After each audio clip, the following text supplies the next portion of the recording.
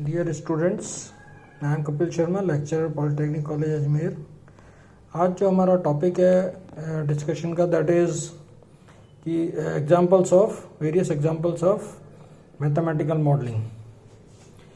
कल अपन ने कंपोनेंट्स पढ़े थे, various components, mass element, damper element, spring element, linear motion के लिए और रोटेशनल मोशन के लिए। अब ये एक एग्जांपल मैं कोड करता हूँ कि जो आपको इसमें मैथमेटिकल मॉडलिंग किस तरीके से की जाती है किसी भी फिजिकल सिस्टम की। सबसे बढ़िया एग्जांपल है, देखिए ये यहाँ पे मैंने एक एग्जांपल लिया है जिसमें एक मास एलिमेंट है और ये मास एलिमेंट हैंग कर रहा है with the help of spring element और एक डंपर एलिमेंट की सहायता से। यहाँ पर एक ये रेफरेंस से कनेक्टेड है, ये मास एलिमेंट है। यहाँ पर फोर्स जो है वो मास एलिमेंट पर नीचे से अपवर्ड डायरेक्शन की तरफ, ऊपर की तरफ लगाई जा रही है। जब ये फोर्स ऊपर की तरफ लगाई जाएगी तो यहाँ पर डिस्प्लेसमेंट x होगा और ये तभी पॉसिबल है जब ये दो फोर्सेस जो कि स्प्रिंग एलिमेंट और डंपर एलिमेंट के द्वारा लगाई जा रही जो फोर्सेस हैं, वो फोर्सेस आपकी इस एलिमेंट जो आपने अप्लाइड फोर्स है उससे कम हो। मीन्स ये डाउनवर्ड फोर्स जो है, जो डाउनवर्ड साइड से आप लगा रहे हो एक्सटर्नल फोर्स, ये स्प्रिंग एलिमेंट और डंपर एलिमेंट की फोर्स को ओवरकम करे। ओवरकम मीन्स उससे ज़्यादा हो, तभी ये जो मास एलिमेंट है ये ऊपर की तरफ मूव करेगा। तो अब इसके लिए अपन एक पहले फ्री बॉडी डायग्राम बनाते हैं, जैसा कि शो किया हुआ है। ये मास एलिमेंट है, नीचे से फोर्स F लग रही है, ऊपर से दो फोर्सेस kx स्प्रिंग की फोर्स है और F dx/dt डंपर एलिमेंट की फोर्स है। ये फोर्स ऊपर से लग रही है। अब क्या होता है, जब आपको इक्वेशन लिखनी होती है तो ये फोर्स का बैलेंस करेंगे आप। ये बॉडी अगर यहीं पर रुकती है तो इसका मतलब ये दोनों फोर्सेस इस फोर्स के बराबर है। अगर ये बॉडी ऊपर मूव करती है तो इसका मतलब ये वाली फोर्स इन दोनों फोर्सेस से ज़्यादा है। मीन्स ये वाली फोर्स ज़्यादा है और ये दोनों फोर्सेस कम है। तो अब अपन एक इक्वेशन लिख लेते हैं इसी तरीके से। F इज टू F में से ये दोनों फोर्सेस घटा दीजिए क्योंकि ये अपोज कर रही हैं इसको। तब ये बॉडी जो मास एलिमेंट है ये ऊपर की मास इंटू एक्सेलरेशन के हिसाब से ऊपर की तरफ मूव करेगा। तो उसकी इक्वेशन के हिसाब से अपन एक इक्वेशन बना दी, इन दोनों को राइट साइड में शिफ्ट किया। तो F is to ma d2x/dt² plus F dx/dt plus kx। इसका अगर अपन लेप्लास लेते हैं तो लेप्लास में आ जाएगा Fs। ये जो डिफ्रेंसिएशन d2/dt² इसको s स्क्वायर से रिप्रेजेंट कर दिया और xs x की टर्म में आ गया, लेप्लास ट्रांसफॉर्म की टर्म में। F ये सिंगल डिफ्रेंसिएशन है इसलिए एक s लगा दिया, Fs xs प्लस के, यहाँ पर कोई डिफ्रेंसिएशन नहीं है इसलिए एक्सेस आ गया।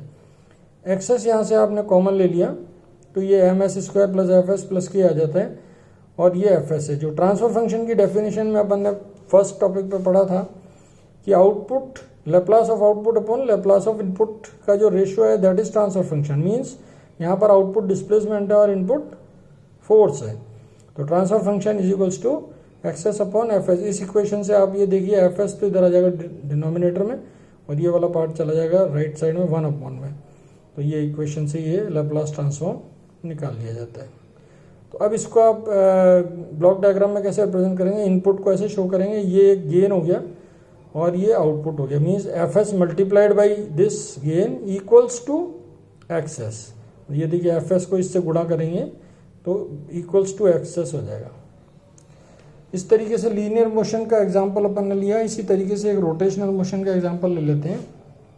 सेकंड एग्जांपल है, ये देखिए कि ये कोई व्हील है जो कि अपनी एक शाफ्ट से जुड़ा हुआ है और ये यहाँ पे रेफरेंस से जुड़ा हुआ है। इस व्हील को घुमाने के लिए आपको फोर्स की जगह टॉर्क लगाना पड़ेगा, ठीक है। It is torque. Rotational motion में फोर्स के बराबर टॉर्क होता है। तो ये टॉर्क T से शो किया हुआ है। तब ये जो व्हील है वो एंगुलर डिस्प्लेसमेंट थीटा शो करेगा। यहाँ पर स्प्रिंग की स्टिफनेस है दैट इज K और विस्कस फ्रिक्शन फोर्स की जो विस्कस फ्रिक्शन फोर्स इस व्हील को लगा रही है वो दैट इज F। इसका फ्री बॉडी डायग्राम अपन ने बनाया कि ये जब इस पर आप टॉर्क इस तरीके से लगाएंगे तो इस पर दो फोर्स अपोज करेंगे। एक तो ये स्प्रिंग स्टिफनेस की K थीटा से और नेक्स्ट है विस्कस फ्रिक्शन फोर्स जो है वो F d theta by dt। It is F not R, ये F है। तो ये F d theta by dt, ये दो फोर्स। तब ये बॉडी का मूवमेंट इस तरीके से टॉर्क की डायरेक्शन में थीटा एंगल में हो जाएगा, जैसा शो किया हुआ है, ये शो किया हुआ है। इसी तरीके से फोर्स बैलेंस डायग्राम बनाने के बाद डायरेक्टली आप इसको लिख सकते हैं, जैसे टॉर्क में से ये दोनों फोर्सेस को लेस कर दिया, F torque T minus F D theta by D T minus के थीटा इक्वल्स टू, अब ये एंगुलर वेलोसिटी से एंगुलर एक्सेलरेशन से ये मूवमेंट करने लग जाएगा। जैसे अपन ने मास इंटू एक्सेलरेशन होता है, ऐसे ही J movement of inertia into D theta by D T square हो जाएगा। इसको राइट साइड में शिफ्ट करेंगे तो टी बराबर J D square theta by D T square plus F D theta by D T plus K theta हो जाएगा। इसी तरीके से लेप्लास लीजिए तो थीटा एस जो है वो कॉमन निकल जाएगा और यहाँ पर जे S square plus F S plus के आ जाएगा। और ट्रांसफर फंक्शन का जो फॉर्मूला होता है theta S upon T S it is equals to 1 upon J S square plus F S plus K हो जाएगा। इसको ब्लॉक डायग्राम में सेम उसी सिमिलर वे में रिप्रेजेंट कर देंगे। It is input, it is gain 1 upon J S square plus F S plus K equals to theta. इसको इस तरीके से ये वाली चीज़ इससे मल्टीप्लाई होती है और उसके बराबर इक्वल्स टू थीटा हो जाती है। तो आप इससे भी समझ सकते हैं इसको, जैसे कि ये थीटा एस को आप यहाँ पर रख लें और टी एस को यहाँ पे गुणा कर देंगे राइट साइड में, तो T S multiplied by this gain equals to theta हो जाएगा। इस तरीके से ये मैथमेटिकल इक्वेशन को ब्लॉक डायग्राम में, ब्लॉक डायग्राम को मैथमेटिकल इक्वेशन में कन्वर्ट किया जा सकता है। इस तरीके से ये दो एग्जाम्पल हैं जो मैथमेटिकल मॉडलिंग में काम में लिए हैं अपन ने। और इसके अलावा डीसी सर्वो मोटर का एक एग्जाम्पल ले लेंगे, जिसमें आपको डीसी सर्वो मोटर जो है वो उसको कन्वर्ट करके दिखाएंगे अपन सारी मैथमेटिकल इक्वेशंस करके और ब्लॉक डायग्राम रिप्रेजेंटेशन तक। तो वो नेक्स्ट टर्न पे अपन इसको डिस्कस करेंगे। It is all about the